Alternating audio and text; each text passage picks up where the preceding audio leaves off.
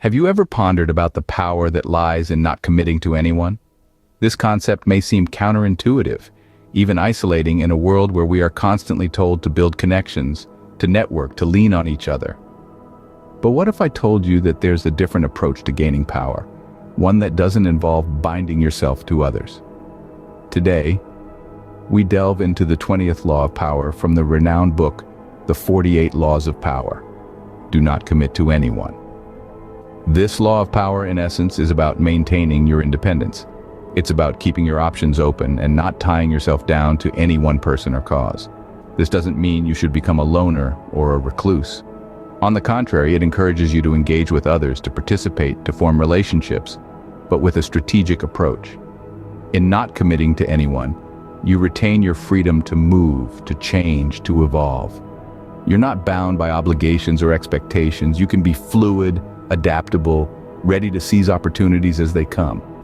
This is the power of non-commitment. Think of it as being the master of your own ship. You can sail any sea, dock at any port, brave any storm. You are not tied to a specific route or destination. You are free to explore, to discover new horizons. And isn't that a powerful position to be in? The 20th law of power doesn't suggest complete isolation, but rather a strategic and mindful approach to relationships and commitments. It's about being aware of the ties that bind and choosing which ones to form, which ones to maintain, and which ones to let go. In essence, it's about keeping your power, your independence, your freedom by not committing to anyone. It's about being the author of your own story, the master of your own destiny. It's about understanding that commitment, in many ways, is a choice, and that choice should be made wisely, with your own interests at heart. Remember, it's not about being alone, but being in control. But how do we navigate this law without appearing cold or distant? A question, no doubt, that has crossed your mind as we delve into the intriguing world of the 20th law. Do not commit to anyone. This law, like a multifaceted gem, has many angles to consider. At its core, this law is not about isolation, but about independence. It's about being able to stand on your own 2 feet, being self-reliant, and not leaning too heavily on others for support. This isn't to suggest that we should shun all forms of aid or companionship. Instead, it's a reminder to keep a healthy distance that allows us to remain independent and free. Now, let's dissect this law a little further. It's also about not tying oneself down prematurely. To put it in other words, it's about keeping your options open. In life, we're often presented with a multitude of choices, some more appealing than others. However, the allure of a seemingly perfect opportunity can sometimes blind us to its potential pitfalls. By not committing too soon, we give ourselves the chance to explore all available options and make an informed decision, rather than being led by fleeting emotions or pressure. This law also emphasizes the importance of balance. It's about navigating the fine line between being connected to others and maintaining your independence. It's about understanding that while human connections are vital, they should never compromise your ability to think and act independently. Remember, this law is not advocating for a life devoid of commitments. It's about being selective, about understanding the weight of your decisions, about knowing when to hold back and when to leap forward. It's about maintaining your autonomy, your freedom, and your power. So the next time you find yourself on the verge of making a commitment, pause for a moment. Ask yourself, am I maintaining my independence? Am I keeping my options open? Am I finding that balance? Because at the end of the day, it's about finding the balance between connection and independence. Now that we've understood the essence of the 20th law, let's delve deeper into its analysis. The 20th law, do not commit to anyone, might seem counterintuitive at first glance. We're often told to give our all, to commit wholeheartedly to our relationships, jobs, and passions. However, Robert Greene, the author of The 48 Laws of Power, challenges this conventional wisdom. This law is all about maintaining your independence and flexibility. By not committing to anyone, you keep your options open, allowing yourself the freedom to change course as circumstances dictate. You become a master of your own destiny, not bound by obligations or expectations. Yet, like any tool, it's important to use this law judiciously. It's not about being untrustworthy or unreliable, but rather about keeping your long-term interests at heart.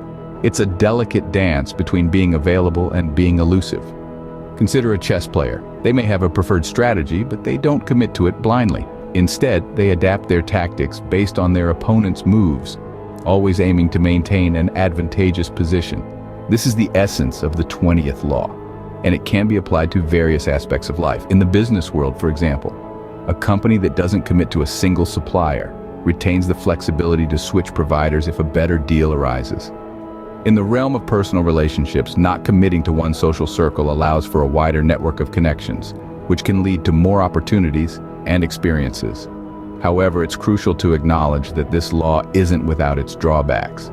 Non-commitment can lead to a lack of depth in relationships and may create an image of being fickle or non-committal. It's about finding the right balance, knowing when to commit and when to keep your options open. So, as with every law in the 48 laws of power, it's essential to understand the context and apply it wisely.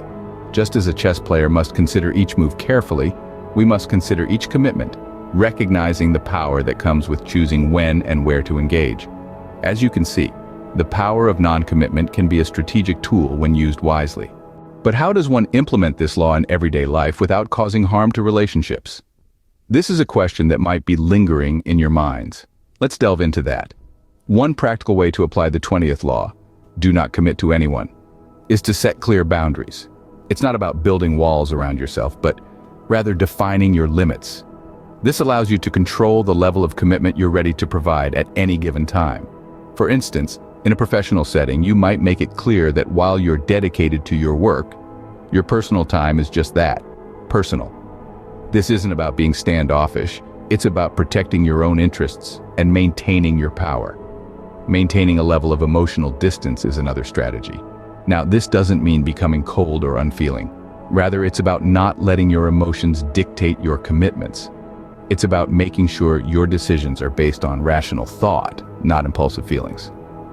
Imagine you're asked to take on a project that you know is beyond your current capabilities.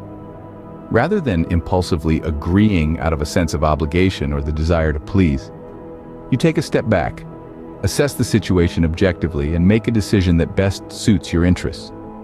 Finally, avoid making impulsive commitments.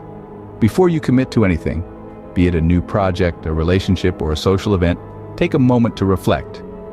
Consider the implications, the potential benefits, and drawbacks. Ask yourself, is this in my best interest? If the answer is no, then perhaps it's best to withhold your commitment.